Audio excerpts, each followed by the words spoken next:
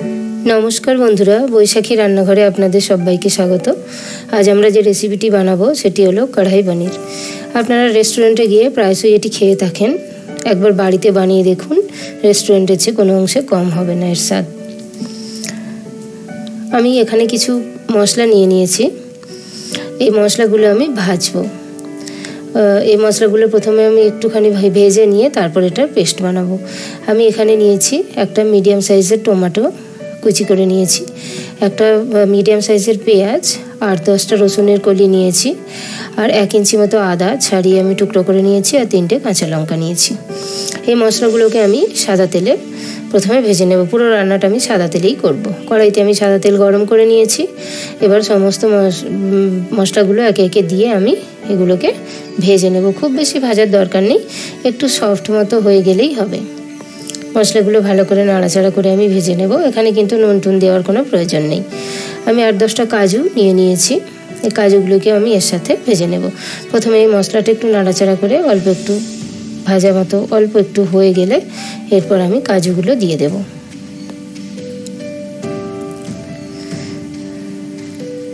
কাজুগুলো আমি এবার কড়াইতে মশলাগুলোর সাথে দিয়ে দেব, দিয়ে কাজুগুলো এর সাথে একটু ভাজা ভাজা করে নেব।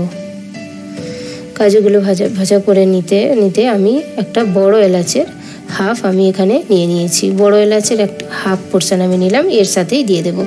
ব্যাস, মশলা বলতে এই রান্নায় এটাই লাগছে। গরম মশলা পরে আমি দেব। আপাতত এই বড় এলাচের টুকরোটা আমি ভেজে এর সাথে ভেজে নিলাম। দেখুন মশলাটা আমার কিন্তু ভাজা হয়ে গেছে, আর বেশি ভাজার দরকার নেই। এবার আমি এই মশলাটা একটা বাটিতে তুলে নেব, নিয়ে একটু ঠান্ডা করে নেব। ঠান্ডা করে নিয়ে তারপরেই কিন্তু পেস্ট করব। মশলাটা আমি সব বাটিতে তুলে নিলাম। এরপর আমি ওই কড়াইতেই পনিরের টুকরোগুলো ভেজে নেব। আমি এখানে 400 গ্রাম মতো পনির নিয়েছি। পনিরটা আমি বাড়িতে তৈরি করেছি। যেই কড়াইতে মশলা ভেজেছি ওই কড়াইতেই আর একটু সাদা তেল আমি গরম করে নিয়ে পনিরগুলো ভেজে নেব। পনিরটা আমার বাড়িতে তৈরি করা। আমি 400 গ্রাম মতো পনির এখানে নিয়েছি। আমি 400 গ্রাম মতো পনির রান্না করছি, সেই মতো আমি কিন্তু এখানে মশলা নিলাম। আপনারা যদি পনির কম বা বেশি করেন সেক্ষেত্রে মশলাটাও কিন্তু আপনারা একটু নিজেরা অ্যাডজাস্ট করে কম বেশি করে নেবেন। পনিরগুলো দেখুন ভাজা হয়ে গেছে, আর বেশি কিন্তু ভাজবো না। আমি আগেও বলেছি যে পনির বেশি ভাজলে শক্ত হয়ে যায়। জাস্ট একটু সামান্য গাটা লাল লাল হবে, এই অবস্থায় আমরা পনিরগুলো তুলে নেব। পনিরগুলো ভাজা হয়ে গেছে। এবার আমি একটা মিডিয়াম সাইজের ক্যাপসিকাম এরকম কুচি কুচি করে কেটে নিয়েছি। আপনারা চৌকো শেপেও কাটতে পারেন। ক্যাপসিকামগুলো আমি একটু ভেজে নেব। আপনারা যদি পেঁয়াজ দিতে চান এর সঙ্গে কিন্তু পেঁয়াজও দিতে পারেন। সেক্ষেত্রে পেঁয়াজ এবং ক্যাপসিকাম দুটোই কিন্তু চৌকো শেপে কেটে নেবেন।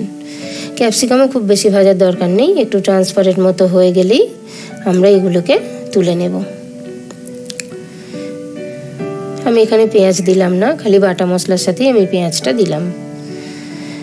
এবার দেখুন এই মশলাটা ঠান্ডা হয়ে গেছে। আমি এটাতে একটু জল দিয়ে এবার একটু পেস্ট, একদম মিহি পেস্ট আমি বানিয়ে নেব। মশলাটা কিন্তু ঠান্ডা করেই তারপর আপনারা মিক্সিতে দেবেন। মশলাটার একটা মিহি পেস্ট আমি দেখুন বানিয়ে নিয়েছি। এরকমভাবে জল দিয়ে একটু মিহি পেস্ট বানিয়ে নেবেন। এরপর চলে আসি গুঁড়ো মশলাতে। দেখুন কি কি লাগছে। এখানে আমি নিয়ে নিয়েছি 1 টিস্পুন মতো হলুদ গুঁড়ো, 1 টিস্পুন লঙ্কার গুঁড়ো, 1 টিস্পুন ধনের গুঁড়ো, আর 1 টিস্পুন জিরের গুঁড়ো। এই মশলাগুলো আমি কড়াইতে সাদা তেল গরম করে নিয়েছি। তেলের উপরে মশলাগুলো দিয়ে দেবো। খেয়াল রাখবেন তেলটা যেন একদম গরম না বেশি গরম না হয়, আর গ্যাসের ফ্লেমটা অবশ্যই লোতে থাকবে, না হলে কিন্তু মশলাটা পুড়ে যাবে তেলে দেওয়ার সাথে সাথেই। এরকম হালকা গরম তেলে মশলাটা একটু নাড়াচাড়া করে আমি যে পেস্টটা করে রেখেছিলাম ওটা দিয়ে দেব। পেস্টটা দিয়ে ভালো করে কিন্তু মশলাটা কষতে হবে। এবার মিক্সিটাতে আমি একটু জল দিয়ে মশলাটা ভালো করে ধুয়ে নিয়ে আমি কড়াইতে দিয়ে দেব। কড়াইতে আমি দিয়ে দিলাম ভালো করে দিয়ে। এবার আমি এটা ঢাকা দিয়ে একদম লো ফ্লেমে রেখে ঢাকা দিয়ে 2-3 বার আমি ঢাকা দিয়ে প্রায় 5-7 মিনিট ধরে আমি এটাকে কষতে থাকবো। দেখুন মশলাটা কষছি আমি, এখনও কিন্তু মশলাটা থেকে তেল ছাড়েনি। আমি এবার একটু লো ফ্লেমে রেখে এটাকে ঢাকা দিয়ে দেবো। তার আগে আমি একটু নুন আর চিনিটা দিয়ে দেবো। 1 টিস্পুন মতো নুন আর 1 টিস্পুন চিনি আমি দিলাম। নুনটা আমি পরে চেখে নিয়ে অ্যাডজাস্ট করে নেব। নুন চিনিটা দেওয়ার পর এরপর আমি কড়াইতে ঢাকা দিয়ে আস্তে আস্তে মশলাটা কষতে থাকবো, যতক্ষণ না মশলার কাঁচা গন্ধটা চলে যায় এবং মশলাটা থেকে তেল ছেড়ে আসে। দেখুন মশলাটা থেকে তেল বেরিয়ে এসেছে, কিন্তু মশলাটা আমি এখনও কষবো। আরও 1-2 বার আমি ঢাকা দিয়ে দিয়ে আস্তে আস্তে করে মশলাটা কষে নেব।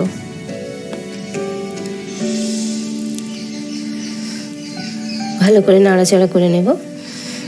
দেখুন আরও 1-2বার ঢাকা দিয়ে কষানোর পর মশলাটার রঙটা কিন্তু চেঞ্জ হয়ে গেছে। এই পর্যায়ে এসে আমার মশলাটা কষানো হয়ে গেছে, আর কিন্তু কষানোর কোনো দরকার নেই। এরপর আমি জল দিয়ে দেবো প্রয়োজন মতো। কড়াই পনির একটু শুকনো শুকনো মোটামুটি থকথকে মতোই হয়। আপনারা যদি প্রয়োজন মনে করেন যে অনেকটা গ্রেভি লাগবে, তাহলে আপনারা সেই মতো জলটা দেবেন। আমি এখানে 1 কাপ মতো জল দিয়ে দিয়েছি, দিয়ে আমি ভালো করে নাড়াচাড়া করে নিচ্ছি। এবার এই জলটাতে একটা বয়েল আসলে আমি পনির আর ক্যাপসিকামের ভাজা যে তুলে রেখেছিলাম, পনির আর ক্যাপসিকামটা আমি দিয়ে দেব। দেখুন জলটা ফুটে উঠেছে। এখন আমি ক্যাপসিকাম আর পনিরটা এতে অ্যাড করে দেব, যেটা আমি ভেজে অলরেডি তুলে রেখে দিয়েছিলাম। মশলাটা খুব ভালো মতো ফুটে গেছে জলটা। এরপর আমি ভেজে রাখা ক্যাপসিকাম আর পনিরটা দিয়ে দেব, দিয়ে আমি ভালো করে গ্রেভিটার সাথে নাড়াচাড়া করে ঢাকা দিয়ে আমি রান্নাটা করতে থাকবো। বেশিক্ষণ লাগবে না, আর 5-7 মিনিটের মধ্যেই আমার রান্নাটা কিন্তু কমপ্লিট হয়ে যাবে। পনির রান্না করতে বেশিক্ষণ টাইম লাগে না। এবার আমি এটাকে ঢাকা দিয়ে 5-7 মিনিট পর দেখুন গ্রেভিটাও শুকিয়ে এসেছে। আমি 1/4 টিস্পুন মতো গরম মশলা এখানে দিয়ে দিলাম। গ্রেভিটা অনেকটাই গাঢ় হয়ে গেছে। দেখুন রান্নাটা আমার কমপ্লিট। আমি কিন্তু নুনটা চেক করে নিয়েছি, অবশ্যই আপনারা নুনটা চেক করে নেবেন, আর ঝাল বুঝে কাঁচা লঙ্কাটাও আপনারা দেবেন। রান্নাটা আমার হয়ে গেছে। আমি কিন্তু গ্যাসটা এখানে অফ করে দেব। গ্যাসটা আমি অফ করে দিয়ে একটুখানি 1 টিস্পুন মতো কস্তুরি মেথি আমি হাতে করে ক্রাশ করে কসুরি মেথিটা দিয়ে দিলাম। এরপর আমি বড় 1 টেবিল স্পুন বাটার এখানে অ্যাড করব। গ্যাসের ফ্লেম কিন্তু আমি অফ করে দিয়েছি। কসুরি মেথি আর বাটারটা দেওয়ার পরে এবার আমি আবার একটু ঢাকা দিয়ে দেব। 5-7 মিনিট পরে ফিরে আসবো। দেখুন বাটারটা সম্পূর্ণ গলে গেছে, আর কসুরি মেথির যে গন্ধটা পুরো রান্নাটার মধ্যে অ্যাবজর্ব হয়ে গেছে। এই পর্যায়ে এসে আমি দেখুন আরও গাঢ় হয়ে গেছে,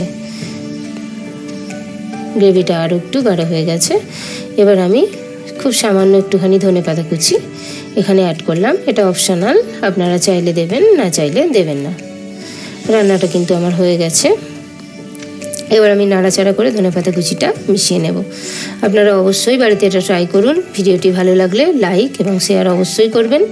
বেল আইকন প্রেস করবেন, যাতে করে আমার নতুন রান্নার নোটিফিকেশান আপনাদের কাছে খুব শীঘ্রই চলে আসে। আমি এটাকে তুলে নেব একটা বাটিতে। তৈরি হয়ে গেল আমাদের কড়াই পনির। আপনারা অবশ্যই বাড়িতে বানাবেন এবং কমেন্ট বক্সে আমাকে কমেন্ট করতে একদম ভুলবেন না। ভালো থাকবেন।